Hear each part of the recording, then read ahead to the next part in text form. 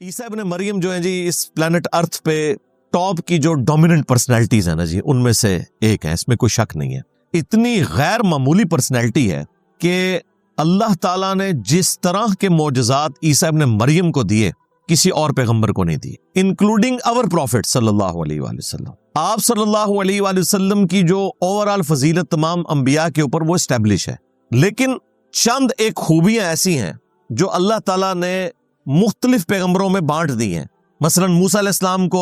اللہ تعالیٰ نے وہ خوبی دی جو اور کسی پیغمبر کو نہیں دی کہ اس پلانٹ ارتھ پہ ایک ہی شخص ہے جس سے اللہ نے کلام کیا ہے، وَكَلَّمَ اللَّهُ مُوسَىٰ تَكْلِيمًا۔ باقی انبیاء کی طرف وہی آئی ہے۔ ہاں، شب معراج آسمانوں پہ ہمارے نبی کے ساتھ بھی ڈائریکٹ کلام ہوا ہے، لیکن اس دنیا پہ نہیں، شب معراج وہ بھی آسمانوں پہ۔ موسیٰ علیہ السلام کو اللہ نے یہ فضیلت دی۔ بخاری مسلم میں آیا ہے کہ قیامت والے دن سب لوگ ننگے اٹھائے جائیں گے، سب سے پہلے ابراہیم خلیل اللہ کو لباس پہنایا جائے گا۔ اب یہ وہ جزوی فضیلت ہے جو سیدنا ابراہیم علیہ السلام کو تمام انبیاء پہ حاصل ہے۔ حضرت آدم علیہ السلام کو بغیر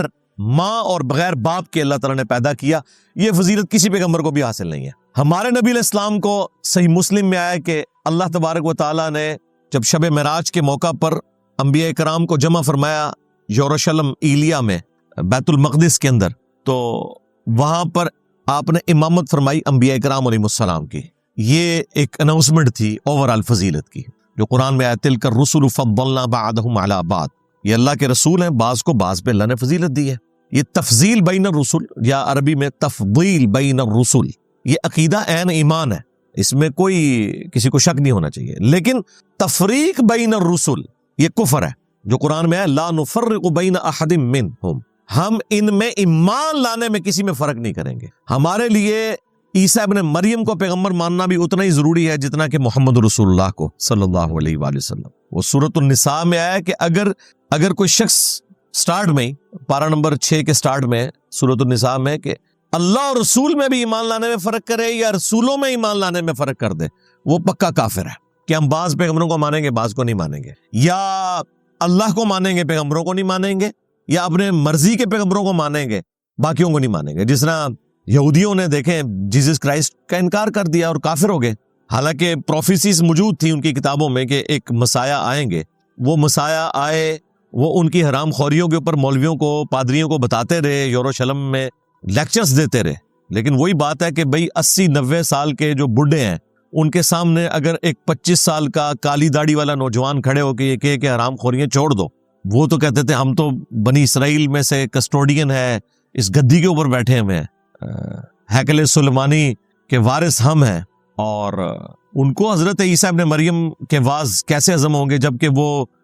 چن چن کے غلطیاں ان کی نکالتے تھے۔ میٹھی میٹھی باتیں تو نہیں طارق جمیسا والی انہوں نے کی ادھر، ورنہ تو سارے گلے لگا لیتے۔ وہ تو کہتے تم حرام خور ہو، سود خور ہو، اشرافیہ کے لیے تم نے اور قوانین بنائے ہوئے ہیں، عوام الناس کے لیے اور قوانین بنائے ہوئے ہیں، اپنے آپ کو کسٹوڈین کہتے ہو حضرت یعقوب علیہ السلام کی نسل کا، بنو اسرائیل کا، اور کرتوت تمہارے جو ہیں وہ شیاطین والے ہیں، سموچے اونٹ نکل جاتے ہو اور مچھر چھانتے رہتے ہو۔ اب اس طرح کی جو کڑوی کڑوی باتیں ہیں، اختلافی موضوعات جو ہیں، یہ کون سن سکتا ہے؟ انہوں نے کہا جی ان کو قتل کریں گے، ہم قتل کے فتوے جاری کر دیے۔ اللہ تعالیٰ نے معجزانہ طور پر عیسیٰ ابن مریم کو آسمانوں پہ اٹھا لیا۔ قرآن پاک میں حضرت عیسیٰ ابن مریم علیہ السلام کا نام ایٹ لیسٹ 25 دفعہ آیا ہے، اور آپ کا جو ذکر خیر ہے وہ تو بہت زیادہ ہے۔ سب سے زیادہ تو حضرت موسیٰ علیہ السلام کا ہے، چونکہ ان کے زندگی کے واقعات بہت زیادہ ہیں نا، وہ صاحب امت نبی تھے۔ حضرت عیسیٰ ابن مریم نے تو اپنی زندگی کا تھوڑا حصہ ہی گزارا ہے، اور پھر اللہ تعالیٰ نے انہیں آسمانوں پہ اٹھا لیا۔ تو یہودیوں نے ان کا انکار کیا،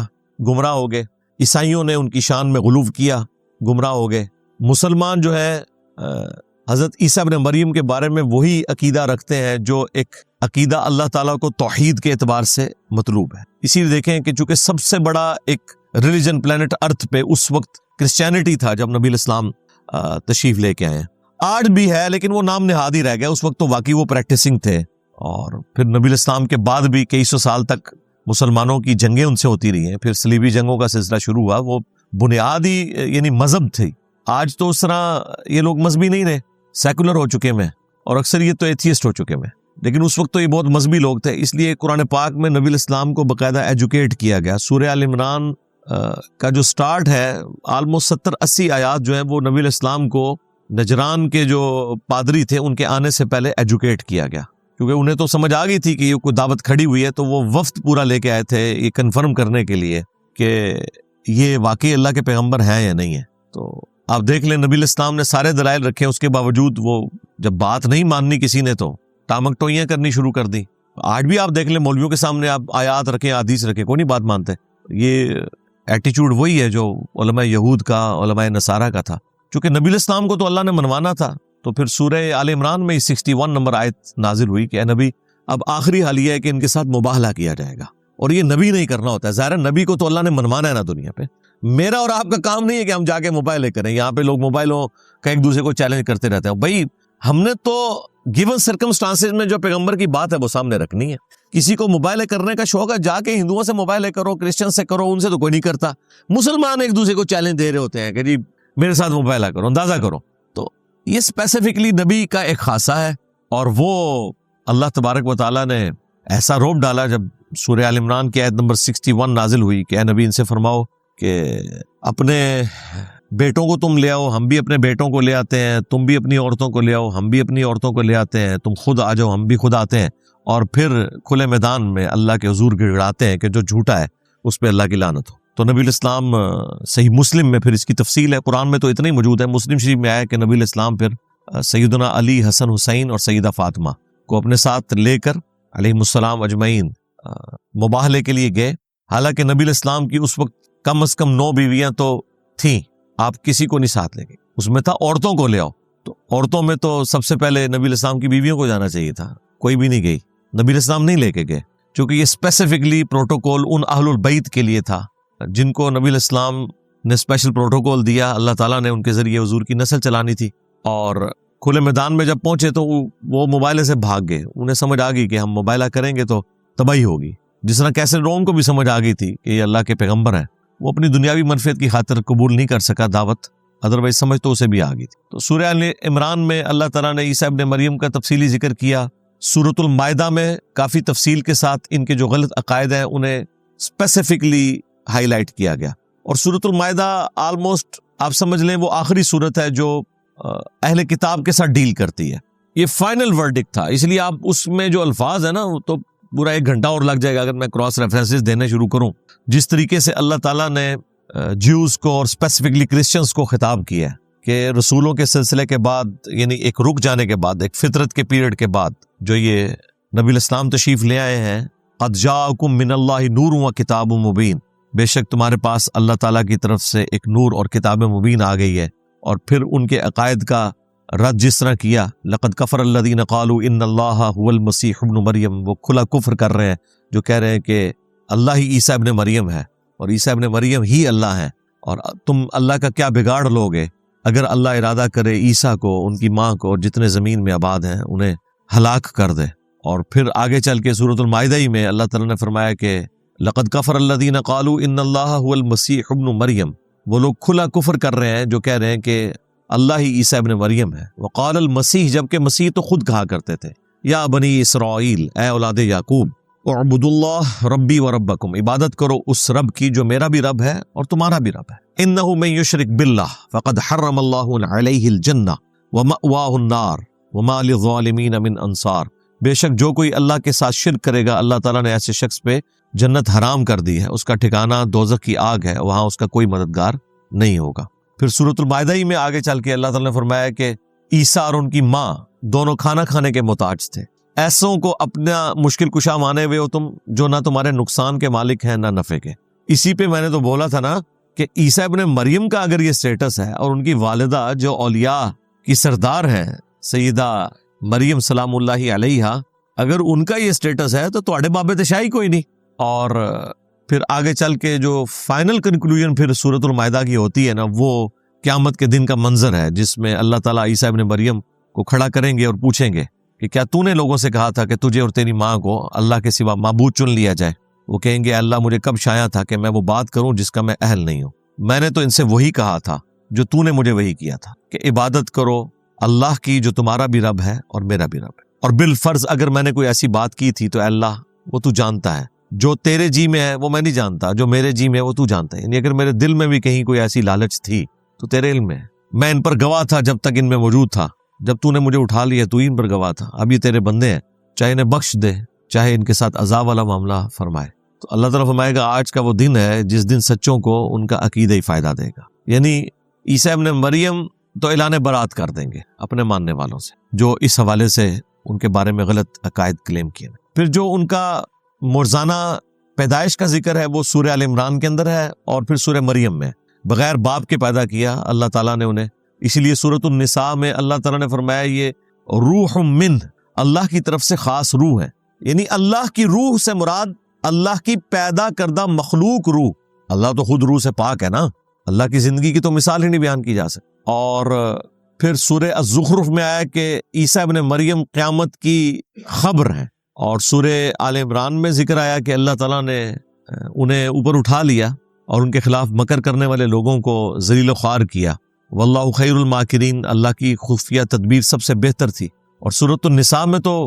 بڑی یعنی تفصیل کے ساتھ اس چیز کو ڈسکس کیا، وما قتلوہ وما صلبوہ ولکن شبہ لہم، نہ تو وہ قتل کیے گئے نہ صلیب دیے گئے بلکہ معاملہ مشتبہ ہو گیا، ایمبیگوس ہو گیا۔ اور پھر اللہ تعالیٰ نے فرمایا بلکہ اللہ نے انہیں اپنی طرف اٹھا لیا، اور اہل کتاب میں سے کوئی نہیں بچے گا مگر یہ کہ وہ ان کی موت سے پہلے ان پر ایمان لے آئے گا۔ اور اس کے اندر آپ کا دنیا میں دوبارہ آنے کا ذکر بھی موجود ہے، کیونکہ اسی آیت کے کانٹیکسٹ میں بخاری مسلم میں حضرت ابو ہریرہ رضی اللہ تعالیٰ عنہ کی حدیث ہے کہ جب عیسیٰ ابن مریم دنیا میں دوبارہ آئیں گے تو سب لوگ ان پر ایمان لے آئیں گے، اور اس کا ذکر اس آیت میں، پھر وہ حضرت ابو ہریرہ وہ آیت تلاوت کیا کرتے تھے۔ اس ٹاپک پہ میں تفصیلی، یہ غامدی صاحب نے جتنے چوہے چھوڑے ہیں نا، میں نے لاجیکل جواب ایک ایک بات کا دیا، ٹھیک ہے نا، ایک صرف اس طرح ہاتھ کر کے یا کوئی اپنا کوئی ایک نظریہ پیش کر کے نہیں بات ہوتی، بات وہ ہوگی جو ریٹن میں ہے موجود کہیں پہ۔ آپ نے اپنی خواہشات کا نام دین رکھنا ہے تو وہ تو میرے بھائی تمام مکاتب فکر نے اپنی خواہشات کا نام دین رکھا ہوا ہے۔ جو تصوف کے ماننے والے ہیں انہیں اس میں مزہ آتا ہے،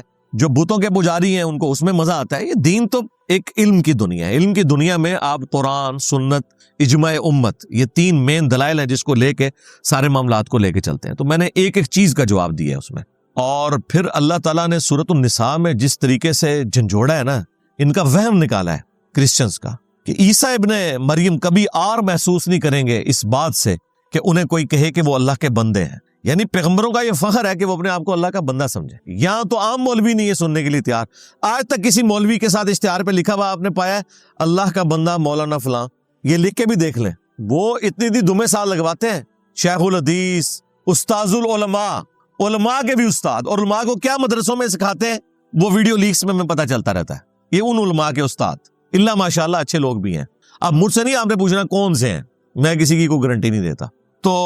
اللہ تعالیٰ ہمارا ہے کہ عیسیٰ ابن مریم اس بات سے آر محسوس نہیں کریں گے کہ انہیں اللہ کا بندہ کہا جائے، اور نہ کوئی مقرب فرشتہ۔ اور یہاں پہ اللہ نے اکتفا نہیں کیا سورہ نساء میں، پھر اللہ تعالیٰ نے فرمایا اگر کوئی اس بات سے آر محسوس کرے گا نا کہ وہ اللہ کا بندہ ہے، یعنی وہ کوئی اور ہی کچھ بننا چاہتا ہے، تو قیامت والے دن ہم ان کو پھر جمع کر لیں گے، اور جو لوگ بھی اگر اس قسم کے ہوں گے اللہ تعالیٰ فرماتا ہے ہم انہیں عذاب دیں گے۔ لیکن یہ سمجھانے کے لیے تھا، یہ نہیں تھا کہ پریکٹیکلی انبیاء کے کیس میں ایسا ہونا ہے۔ بیسیکلی انبیاء کو سینٹر کرتے ہوئے اللہ تعالیٰ باقی لوگوں تک میسج پہنچاتا ہے کہ تسی تے شاہی کوئی نہیں، یہ بتانا چاہ رہا ہوتا ہے کہ اگر انبیاء کا یہ سٹیٹس ہے نا تو تسی تے شاہی کوئی نہیں، تو اڑے بابے شاہی کوئی نہیں، اگر انبیاء کے لیے ہم یہ بات کر رہے ہیں۔ پھر سورہ المائدہ میں اور سورہ آل عمران کے اندر جو غیر معمولی معجزات عیسیٰ ابن مریم کے آئے ہیں، یعنی مردوں کو زندہ کر دینا اللہ کے اذن سے، اور جو اندھے تھے، کوڑی کے مریض تھے، ان کو شفا دے دینا اللہ کے اذن سے، اور پھر مٹی کی مورت وہ بناتے تھے اور اس میں پھونک مارتے تھے اور وہ اللہ کے اذن سے پرندہ بن جاتی تھی۔ یہ بڑے غیر معمولی معجزات ہیں، یہ کسی اور پیغمبر کے حق میں نہیں ہے جو عیسیٰ ابن مریم کو، کیونکہ اللہ تعالیٰ نے فرمایا کہ ہم سورہ مریم میں اور آل عمران میں کہ مریم کو پہلے بشارت دی تھی کہ ہم تجھے اور تیرے اس بچے کو جہان والوں کے لیے نشانی بنائیں گے۔ یعنی یہ اتنی ایکسٹراڈنری پرسنالٹی، پیدائش معجزانہ، دنیا سے اٹھایا جانا معجزانہ، اور معجزات تو بے شمار، اور پھر دنیا میں دوبارہ تشریف لانا، یہ بھی ایک معجزانہ بات ہے۔ کوئی شخص جو دنیا سے چلا گیا وہ واپس نہیں آئے گا، چونکہ وہ بغیر موت کے گئے ہوئے ہیں، اس لیے وہ قرآن کا رول نہیں ٹوٹتا۔ قرآن میں جو سورہ یاسین میں یا سورہ الواقعہ میں ہے نا کہ جو مر گیا وہ واپس نہیں آئے گا، جو موت کے ساتھ دنیا سے گیا۔ عیسیٰ ابن مریم موت کے ساتھ نہیں گئے، وہ زندہ اٹھائے گئے، اس لیے واپس آئیں گے، اور پھر 40 سال تک یہاں پہ رہیں گے۔ جامع ترمذی میں حدیث ہے کہ وہ قبر رسول کے ساتھ دفن ہوں گے، بخاری مسلم میں حدیث ہے سلیب کو توڑ دیں گے, خنزیر کو قتل کر دیں گے, جزیہ موقوف کر دیں گے, دنیا میں امن ہو جائے گا, اور کرسچنز اسلام قبول کر لیں گے. اور کرسچنز بھی اسی انتظار میں کہ انہوں نے دنیا میں آنا ہے, اور مسلمان بھی اسی انتظار میں. سب کوئی یعنی اپنے اپنے اعتبار سے امید ہے. اب مجھے بتائیں کسی مسلمان کو 1% بھی کبھی وہم آتا ہے کہ یہ جو کرسچنز امید لگا کے بیٹھے ہوئے ہیں کہ ان کی مرضی کے مطابق وہ یہاں پہ وہ 3 خداؤں کا عقیدہ پھیلائیں گے, کیا کسی مسلمان کو وہم بھی آتا ہے کہ یہ لوگ ٹھیک کہہ رہے ہیں 2.25 ارب؟ نہیں آتا نا. بس سرکار 2.25 ارب کرسچنز اگر آپ کو غلط عقیدہ عیسیٰ ابن مریم کے بارے میں بتائیں تو ایک جاہل مسلمان بھی ماننے کے لیے تیار نہیں ہے, اگرچہ وہ تعداد میں 2.25 ارب ہے, مسلمانوں سے بھی زیادہ ہیں. تو سرکار آپ کے فرقہ تو کوئی بھی 2.25 ارب نہیں ہے, آپ تو ٹوٹل 1.25 ارب ہیں, ان میں بھی فرقے بنائے تو کروڑوں میں ہے. تو آپ کے کروڑوں فرقوں اور ان کے لاکھوں علماء کی وجہ سے اگر کوئی مجھے کہے کہ نبی الاسلام کے بارے میں آپ نے یہ عقیدہ رکھنا ہے, مروی کو فرق نہیں پہنتا. میں تو وہی مانوں گا عقیدہ جو قرآن و سنت میں لکھا ہوا ہے. جس طرح کہ عیسیٰ ابن مریم کے بارے میں قرآن و سنت میں جو عقیدہ لکھا ہوا ہے اس کے خلاف 2.25 ارب کرسچنز کا دعویٰ آپ جوتے کی نوک پہ رکھتے ہیں.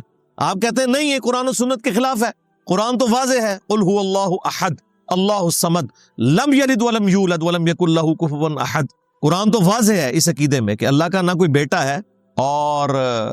نہ اس کا کوئی باپ ہے. اور پھر سورہ مریم میں جس شان سے آیا کہ قریب آسمان پھٹ پڑے اور زمین شک ہو جائے اور پہاڑ ریزہ ریزہ ہو جائے, ان دعوا للرحمن ولدا, کہ انہوں نے رحمان کے لیے بیٹا تجویز کیا. تو آپ کہتے ہیں ہم تو قطعاً ماننے کے لیے تیار نہیں ہیں. تو بھائی 2.25 ارب لوگوں کی چیخو پکار آپ سننے کے لیے تیار نہیں ہیں تو آپ کروڑوں میں بھی ہو, ہم آپ کی چیخوں کو کبھی خاطر میں نہیں لائیں گے. رسول اللہ کے بارے میں کوئی ایسا عقیدہ رکھنے کے اعتبار سے جو نبی الاسلام کی تعلیم کردہ تعلیمات قرآن و سنت کی شکل میں جو ہمارے پاس موجود ہیں ان کے خلاف ہو. سمپل ہے. آلریڈی یہ بھی تو یہی کچھ کر رہے ہیں نا, سارے مسلمان یہی کر رہے ہیں. تو ان لوگوں کی دھونس جس طرح آپ پہ اثر نہیں کرتی, اس طرح آپ کے علماء کی دھونس بھی ہم پہ کوئی اثر نہیں کرتی. میں نے اس لیے 12 کہا ہے کہ جن بابوں کے بارے میں آپ کا عقیدہ ہے نا یہ قبر سے بھی نکل آئے اور ہم سے کلام بھی کرنا شروع کر دیں, تب بھی ہم کہیں گے حق وہ ہے جو قرآن و سنت میں لکھا ہوا ہے. سیدھی سی بات ہے. ویسے ایسا ہوگا نہیں ہے, نکلتے ہی غائب کر دیں گے انہیں, لا حول ولا قوت الا باللہ پڑھ کے, ٹھیک ہے. لیکن میں یہ سمجھانے کے لیے کہہ رہا ہوں کہ اگر ایسا ہو بھی جائے تو کوئی فرق نہیں پڑتا. یہی تو امتحان ہے آپ کے لیے کہ آپ نے قرآن و سنت کو ماننا ہے یا دجال کے فالوورز کی طرح آپ نے شوبدہ بازیوں سے امپریس ہونا ہے. وہ دجال کے پیچھے جتنے لگیں گے وہ شوبدہ بازیوں سے امپریس ہوں گے نا. اور جو بخاری مسلم میں وہ کامل الایمان مومن کا ذکر ہے کہ وہ آئے گا سامنے اور کہے گا تو دجال ہے کیونکہ مجھے میرے نبی کا فرمان پہنچا ہے. وہ تو نہیں کہے گا منو حضور نے خواب ہی چاہ کے دسیا یا میں کشف کے ذریعے دیکھا ہے. فرمان کو لے کے چل رہا ہوگا, حدیث کو لے کے چل رہا ہوگا. تو آج بھی جو قرآن و سنت کو لے کے چل رہے ہیں وہی الحمدللہ حق پہ ہیں, کیونکہ اللہ تعالیٰ نے اس دین کی حفاظت کی ذمہ داری لی ہے اور قیامت تک کے لیے انشاءاللہ تعالیٰ یہ دین